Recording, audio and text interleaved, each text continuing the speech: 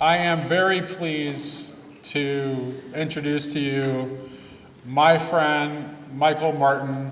Michael Martin, come on up. I am very much looking forward to this.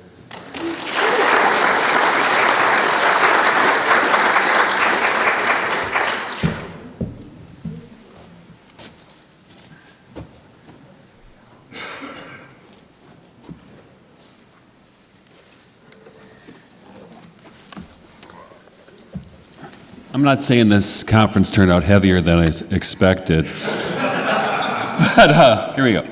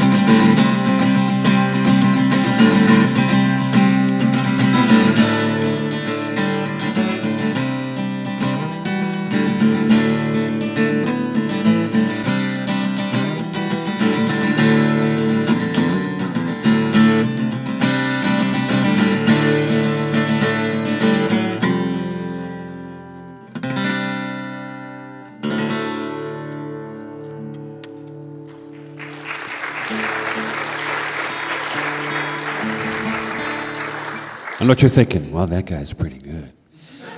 But, playing somebody else's guitar is like sleeping with somebody else's wife, so it's... Not that I know what that's like.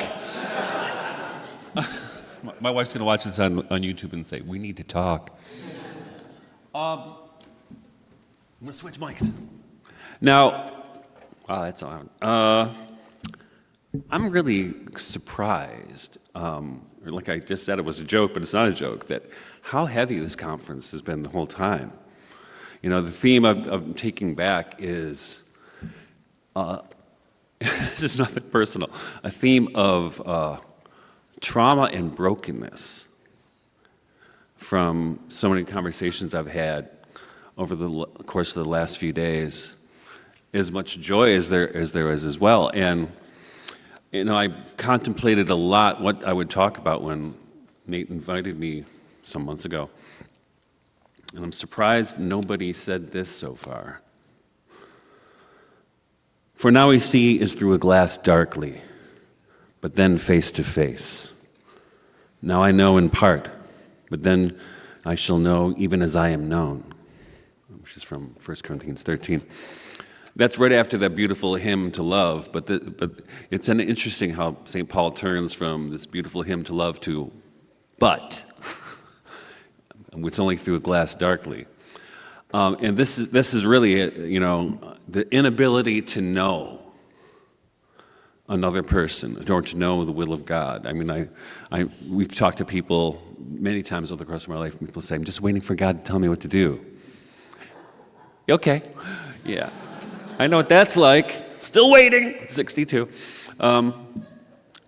And what's interesting about this, now, Nate mentioned earlier that I recently finished a course on Christian Romanticism that Sherry was actually a part of.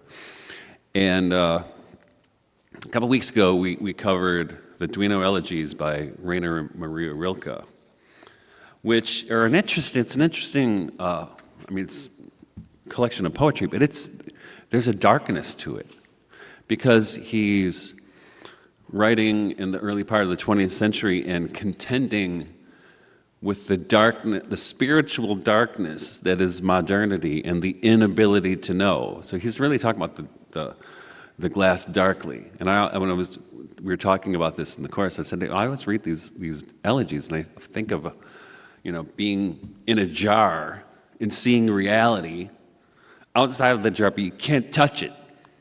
But you could see, it's there.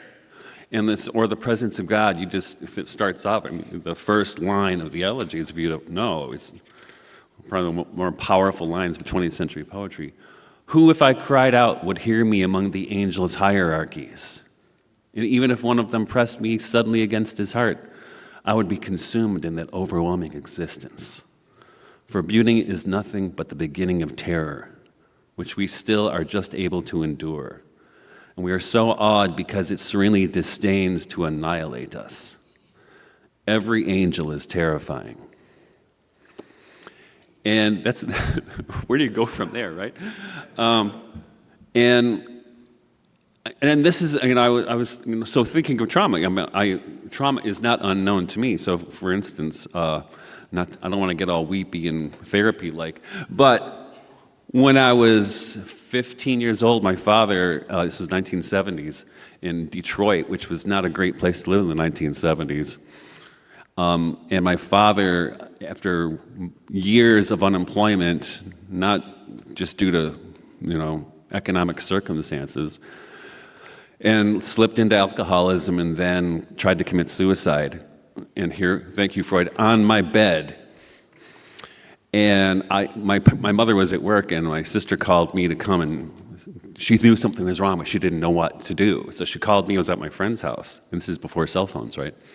So she was lucky to catch me. And I went home, and I found him. I remember tying tourniquets of green socks. Oh my gosh, I don't know what that means. Around his wrist, because he tried to cut his wrist, but he lived. It was he was a failed attempt, and he actually, after that, it took time, but he lived a life of value in love. I mean, he was always a loving person, but life breaks people, and it broke him, and I think he was probably also, speaking of trauma, dealing with the trauma of losing his own father at 15. So, that generational trauma came to me when I was 15, and I'm hoping I didn't screw my boys up when they were 15. But it didn't. And here's but wait, there's more. So then, when I was 18, a girl I had been in love with, but I'd been friends with her since second grade, committed suicide, and she was 19, I was 18. It was just after I graduated from high school, and my mother went to the funeral home, and I've never seen my mother so distraught. She came home, and she was just just falling apart. And unfortunately, I was not allowed to go to the funeral, nor were any of her other old boyfriends, because her father was blaming us for her death. And a couple years later, I had a dream where I saw her. It was almost some room like this. It was in this room. No, it was a room like a tunnel, like a pole barn, kind of a long building. And there were all these souls going past, and she was behind them all, like a foot higher. And the rest of the souls were gray, but she was kind of light. And this is how dumb I was, 21 or something. I said, her name was Lisa. I said, Lisa, what's the difference between Jesus and Krishna? Because I had a lot of friends who were Hare Krishnas. And she laughed, and I woke up. And then, this is the story of my spiritual life right there. And then, when I was 33, my dearest uncle, my Uncle Kevin, who taught me how to play the guitar, actually, also committed suicide, which I walked in the door. And my wife didn't say anything. I didn't think I was going to cry. But my wife walked in the door from work. I was a Waldorf teacher at the time. And my wife just looked at me and said, "It's the curse of Michael Martin." And she told me what happened. It destroyed me. But I think the thing is, I've heard the stories this weekend that this is not, this is common. And I don't think, if any, especially what happened when I was a teenager, if those things hadn't happened, there is no way, I don't think, I would have looked for answers. And I looked for answers through a lot of different places. I think that's probably what I was interested, because back in those days, in the early 1980s, Detroit, Hare Krishnas were all over the place. And they would always hand out copies of the Bhagavad Gita. And I like talking to these people. They're super nice. And that's why I started thinking, well, I don't, kind of an investigation into comparative religion. And I was not, because my GPA from high school was like 1.6 or something, and that was just because they wanted me to get the hell out of the place. That was because they inflated my grades, right? I had no intention to go to college. I hated school so much. And what happens when you graduate from college with that GPA and you hate school, what God does is he makes you go to school for the rest of your life, which is what happened to me. But, I start wondering, and eventually I made my way back to the Catholic Church, and I made my way out again. But recently, you've heard the story. But those kinds, but the thing is, so here's the thing, is recently my 23-year-old son moved back. He was living with his girlfriend. And when he came home, and he was kind of brokenhearted, as you can imagine. And I said, I never got the impression that you could get to know this girl. Because was she on medication? And she was on different kinds of medication for antipsychotics or antidepressants or something like this. And I said, well, why is she on all that stuff? She's only 22. He said, well, because her friend committed suicide when she was 17.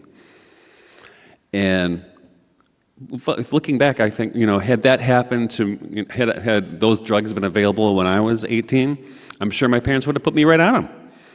But they didn't. And I consider that a profound blessing. Because I wasn't isolated from the pain that those things created. But the pain that those things created turned into music. And they turned into a search for truth, beauty, and goodness, right? And it turned into me having 9 kids. It's right. And you're like, not me. And those are all important things, but the thing is, we live in a culture that insulates us from this stuff, right? We were talking this morning in the Estuary, in a way, about the insulation we all have from both birth and death. My own children, most of them were born at home. And I was telling people, I think I caught 2 of them when they came out, but I don't remember. I don't. And I think it was my 2 youngest daughters. And I do remember that when the youngest one, Isabel, when she was born, that I got home from work after my wife called me and come home, there's a baby coming. So I get home and the midwife is not there yet. I said, what do I do? He goes, I don't know, but the baby's coming right now. And the midwife walked in right then. So I don't know if she caught the baby or I did, but I was like, I got this, right? But I was not, so I think I'm profoundly thankful for these experiences of the birth of my children at home with me there. And one time we had to transport to the hospital because my son Gabriel, who's kind of was twisted and wouldn't come out properly. Plus he weighed 10 pounds. He almost weighed 11 pounds. It was like giving birth to a 5-year-old or something.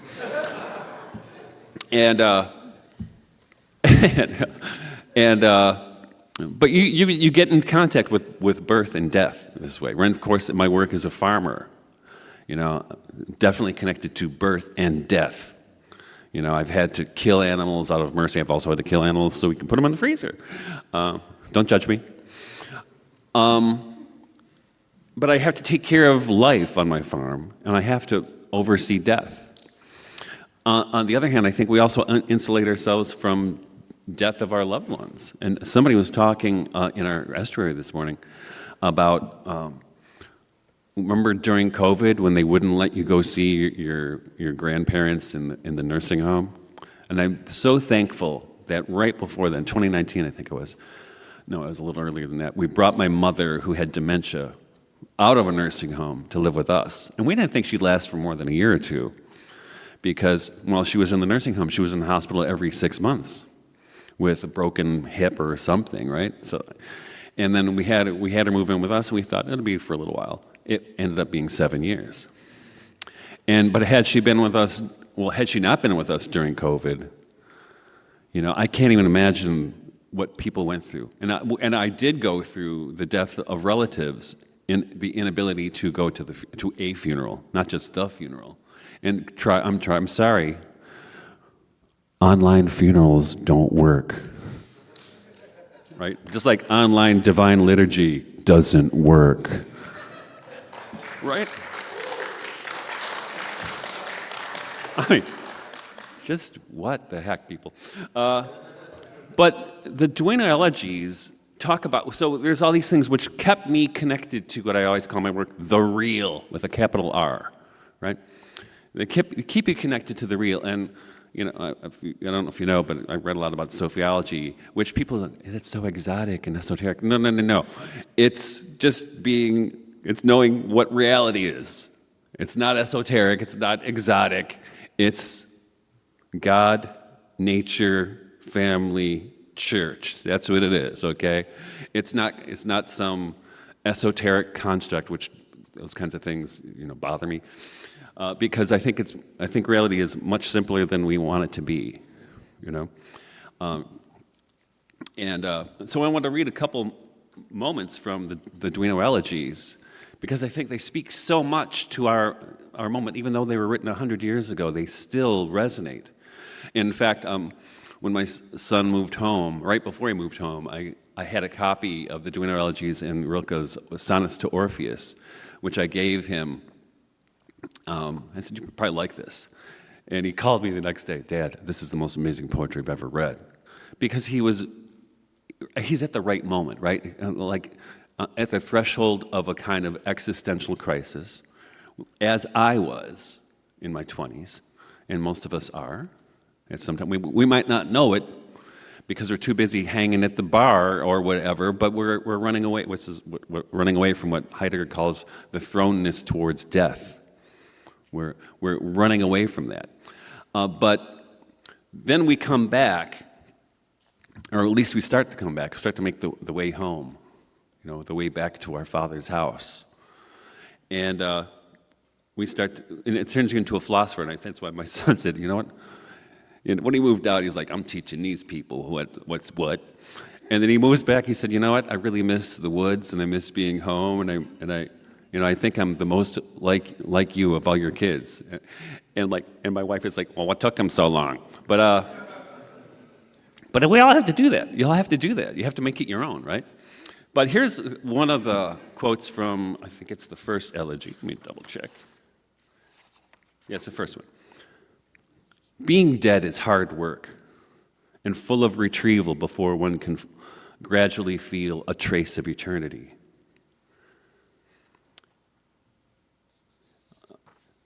Though the living are wrong to believe in the two sharp distinctions which they themselves have created. Angels, they say, don't know whether it is the living they are moving among or the dead. The eternal torrent whirls all ages along in it, through the both realms forever, and their voices are drowned out in its thunderous roar." You might not know this if you know the elegies. They're not the film, which you might know as Wings of Desire, is not based on the elegies, but they use kind of the mood and the language of the elegies, because you have these angels hanging out in Berlin, and it's so painful because they hear the thoughts of people in their despair and their anxiety. It's a Heideggerian as all get out, and there's a scene where a man dies in a motorcycle crash. There's another one where a man commits suicide, and the angels hear their inner dialogue and want to give them comfort, right? But sometimes they can't. And it's the same, that's our situation, right? And it's interesting if you watch that film that you realize, well, maybe you not realize, but what part of the brilliance of the filmmaker, Wim Wenders, is that he puts us, the audience, into the perspective of the angels. So we get the perspective of eternity. So we're privy to this kind of a specialized point of view, which we might not even realize when we watch it. And I remember when I first saw the film at the Detroit Film Theater, probably 1987 or 88. I was 25. So this is right after I left the music business. And I went to see this film. And I was living the life of an ascetic. I'm so ashamed. So I was like, okay, I was basically, I'm not going to eat meat anymore. I'm not drinking coffee. I'm not going to drink alcohol. Okay, maybe I will drink alcohol, right? But I went to see this movie, and there's a scene, if you know the movie, right, where Peter Falk plays one of the angels too, but you don't know he's an angel. He's like, I feel you're there. Reach out. Can you touch my hand, Caballero? And he's telling him, I can't tell you how good it is to be here. Your hands get cold, you rub them together, and it feels fantastic. And coffee, and to smoke. And you do them together, it's wonderful, right? And the first time I get home, I'm like, I knew we had coffee in this house someplace, right? And it called me back from the dead. It really did. It called me back from the dead. And because I realized I was not leading the life of a religious ascetic, I was punishing myself for something, right? I was a flagellant. It's like those ortho bros, right, who, right, when it's Lenten, they're like, hey man, what'd you do today for fasting, right? And you ever see the meme? I've talked about it before, like a couple people this weekend. The meme, it's like orthodoxy, Christianity, only tougher, right? It's kind of cute. But that's what I was doing to myself. That is absolutely, and we do that. And I was telling, because I have 9 kids, and God, the worst thing is to watch them punish themselves. You didn't do any, and as Rafe was saying earlier, right? Or no, who was it? It was Chris. Well, it was somebody. I don't know who it was. But it was you. It was Nate. Weren't you the one who said, God remembers our goodness, but not our sins? That's it. But we remember the sins, I always tell people, the story, I tell my kids the story of the prodigal son, right? So, the son's coming home, the father runs out, puts the robe on him, gets the ring on his finger, shoes on his feet, kills the fatted calf, but here's what would happen in our world, right? The father goes out there, well, you can stay in the basement until things get better, but then it's out, right? Which is what people do, right? That's my experience. So let's pull out another line from Rilke.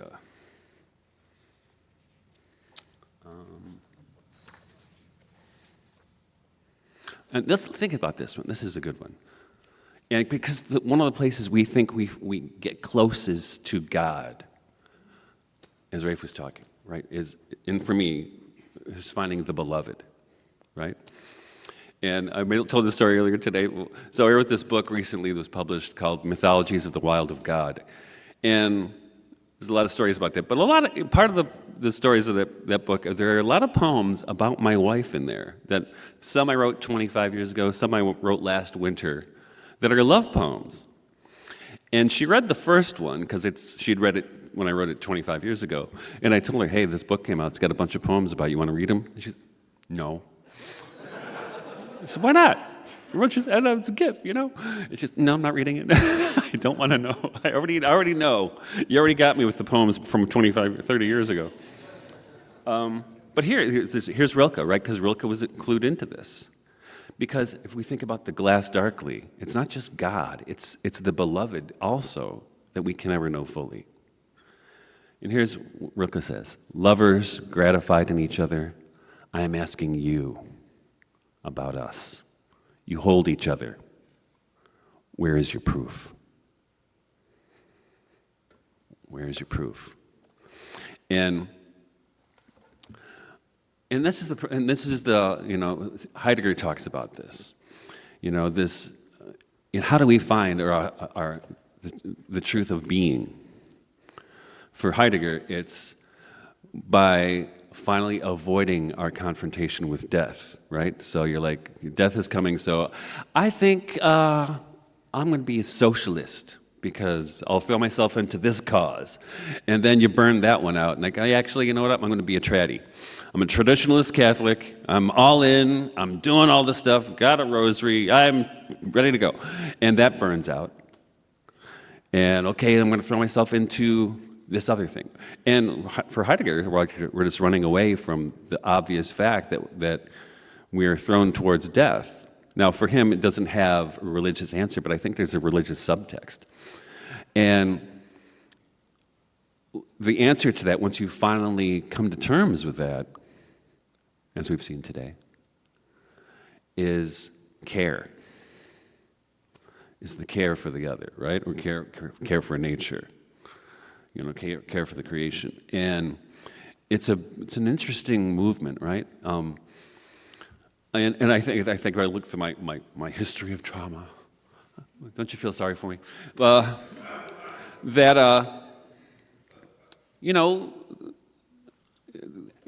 As people, God was saying, okay, this is what we're going to we'll be dealing with in this lifetime, Michael.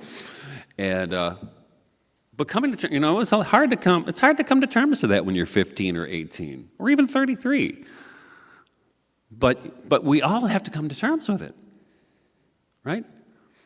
We were talking in Estuary this morning. There's a wonderful song which I could play it on the guitar. I don't know the words. Called "The Old Churchyard." If you've ever heard it, it's "Why weep for me?" Right? There's no reason to weep. And there's a wonderful scene in Shakespeare's Twelfth Night where Feste the clown and Olivia meet, and Olivia's mourning the death of her brother. And he comes up to her, Feste, and she tells her servants, "Take away the fool." And he says, "Give me leave to prove you a fool, lady." Okay, with want of other titles, go ahead. And he says, "Dear lady, why do you weep?" "For my brother, fool. I think his soul is in hell. I know his soul is in heaven. Well, the more a fool to mourn your brother's soul being in heaven. Take away the fool, gentlemen." Right?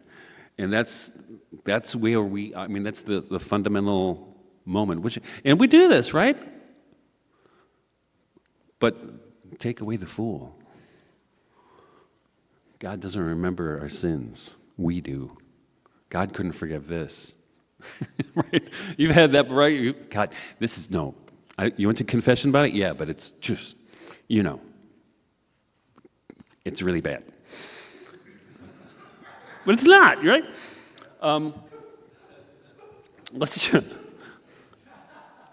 I can tell when Paul Vanderklay is laughing.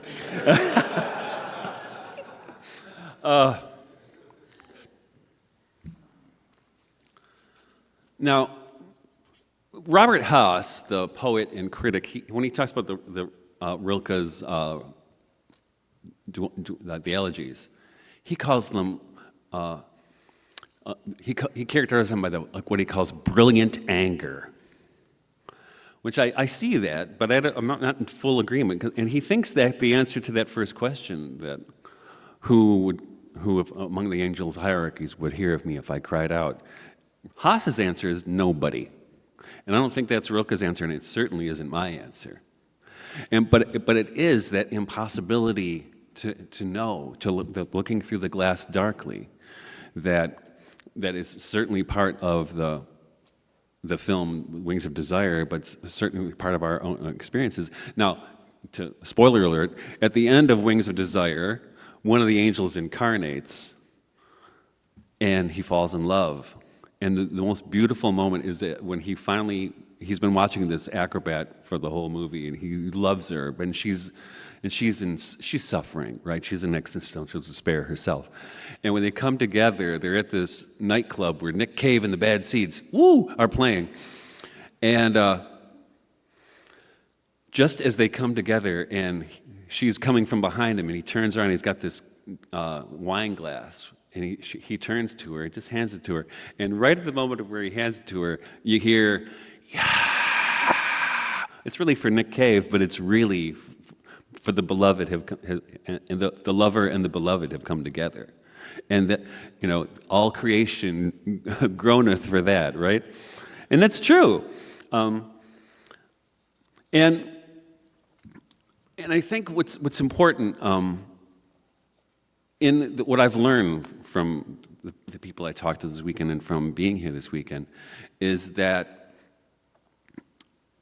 despite existential despair, despite brokenness, despite generational trauma, this is what I've been talking about for years in my work, is that there is a splendor that shines through the universe, and we've all felt that too, right? We've all felt trauma, we've all experienced despair, but we've also felt the glory of God bleeding through the universe, whether it's through creation or usually through many different ways. For me, it came through nature, through music, through poetry, through liturgy, through scripture, and through the experience of love.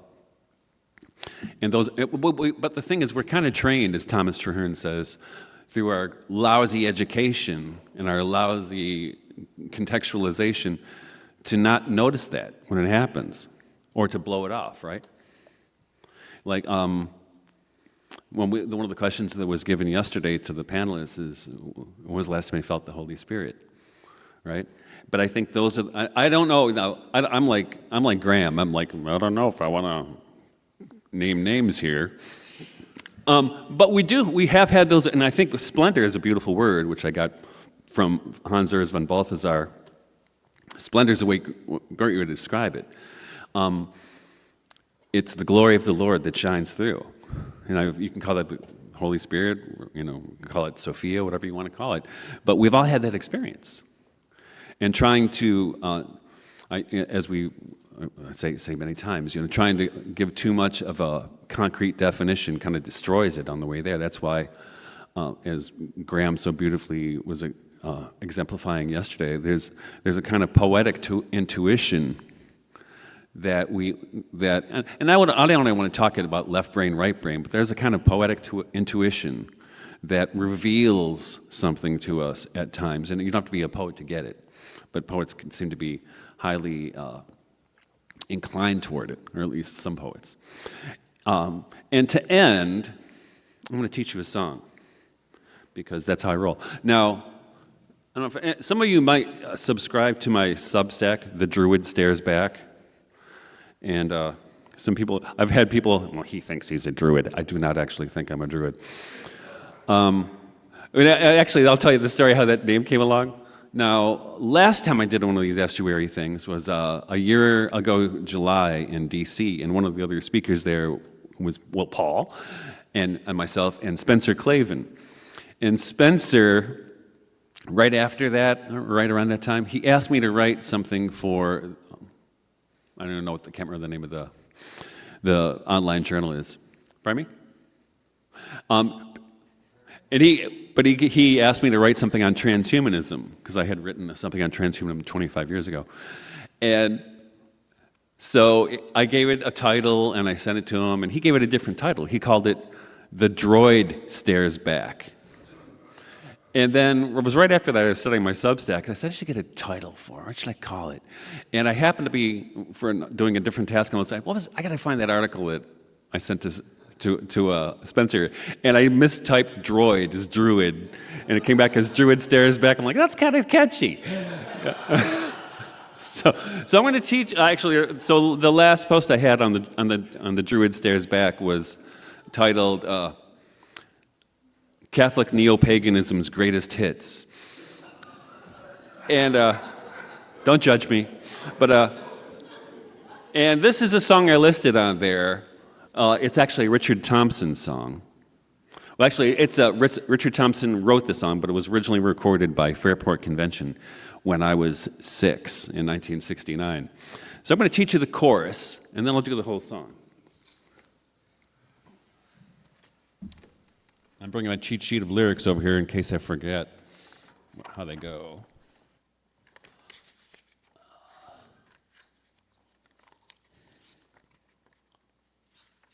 Oh, yes. And I'll teach you the chorus. And it goes, meet on the ledge, we're gonna meet on the ledge. Now do that. Meet on the ledge, we're gonna meet on the ledge. When my time is done, let me see. When my time is done, I'm gonna see all my friends. So, when my time is gone, I'm gonna see all my friends. Meet on, that's good. Meet on the ledge. We're gonna meet on the ledge. If you really mean it, it all comes out again. Now, I always think of this song. He wrote it when he was 19. God, I hate guys like that. But when I think of this song, I always think of Meet on the Ledge. What does that mean? It's like, and I'm getting older now, you may have noticed. And I do think about this a lot. Like, when it's my time, who am I going to see first? Right? And that's the whole thing, is they're going to be there waiting for you, right? And I think of it, I'm Irish, as a bar, right? And we're going to have one last pint before we go to the big bar in the sky, right? So they're going to wait for you. Pardon me? That's right.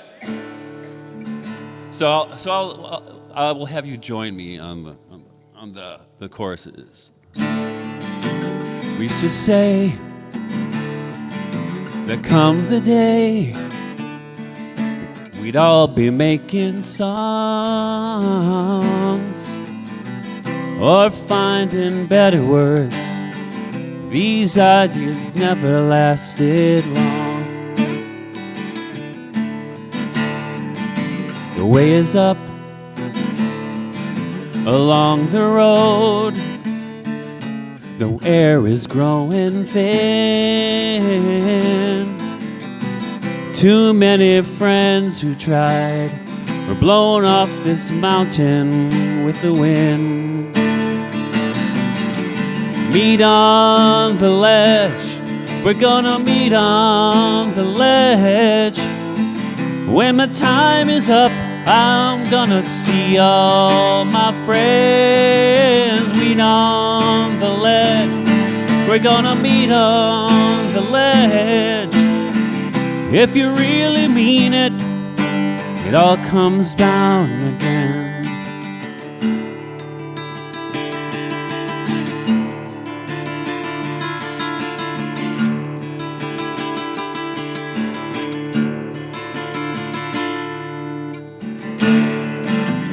Now I see I'm all alone, but that's the only way to be. You'll have your chance again, then you can do the work for me. Meet on the ledge, we're gonna meet on the ledge. When my time is up, I'm gonna see all my friends. Meet on the ledge, we're gonna meet on the ledge. If you really mean it, it all comes round again. Meet on the ledge, we're gonna meet on the ledge. When time is up, I'm gonna see all my friends. Meet on the ledge, we're gonna meet on the ledge. If you really mean it, it all comes round again.